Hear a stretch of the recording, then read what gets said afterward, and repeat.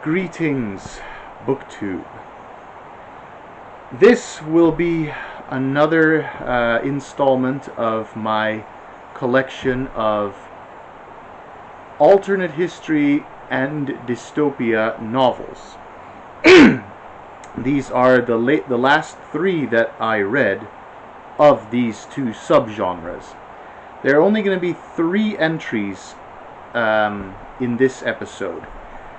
And again, this video will cover old ground, stuff that I talked about in my other videos.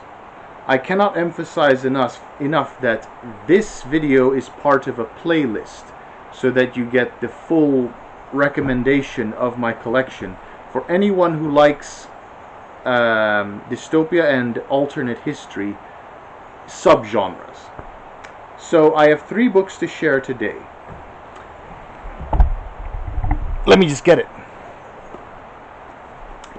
There is Red Inferno 1945 by Robert Conroy. This book is about what if in 1945 the Allies, immediately after defeating Nazi Germany, the Soviets and the Western Allies go to war in Germany in an attempt to claim as much territory as possible, and then they clash. This was mostly dry, but there were some personal stories in here which I liked. It was an interesting book. I liked it. I'm glad I read it, but it's not. But what I like the most about it is it's the closest thing I'll get to a Command and Conquer Red Alert novelization.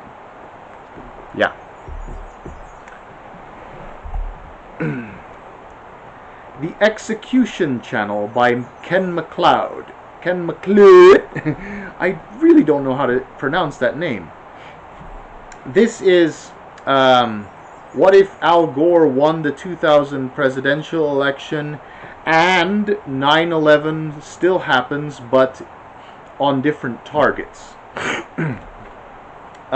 This story is about a world where governments have failed to protect their people against terrorism, and hence xenophobia and racism are on the rise, and governments are getting desperate because of their failure to provide security, so they start becoming more and more authoritarian and rely on lies and conspiracy theories. So this is like more of a, shall we say, butterfly effect rather than the consequences of the fork in the road. This is like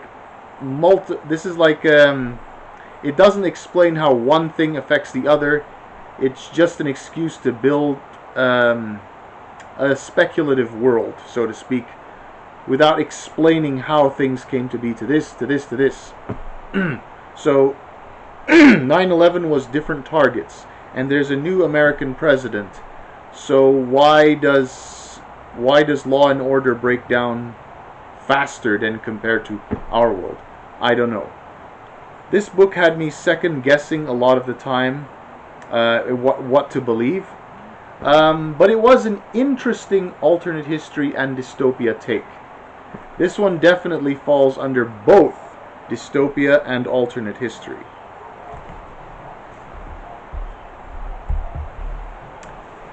Paris in the 20th Century by Jules Verne.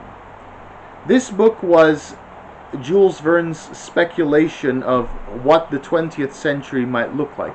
This book was published in was written, in 1863, but published in 1994 in French and 1996 in English. It was discovered in 1989 by Jules Verne's great-grandson. And the prediction for the future is, actually, when you read it, to some people it actually looks like a wonderful world, because it's not much different from our own. But Jules Verne puts emphasis on the loss of our past, on our identity of the past, and appreciation for the arts have declined. So This is boring in the sense that it's just, most of it is just a list of artistic people, artistic types from the 19th century. So saying, oh, whatever happened to people who admire Beethoven, you know, or Mozart, the music, or whatever happened to appreciation for the arts, the Mona Lisa, blah blah blah, etc., etc. This fits into dystopia only because it's the perspective of a 19th century author who doesn't realize that the future does have good things in it as well.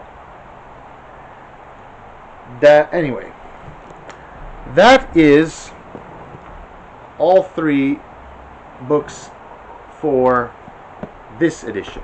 I would encourage you to watch the other videos as well in this playlist. Thank you very much.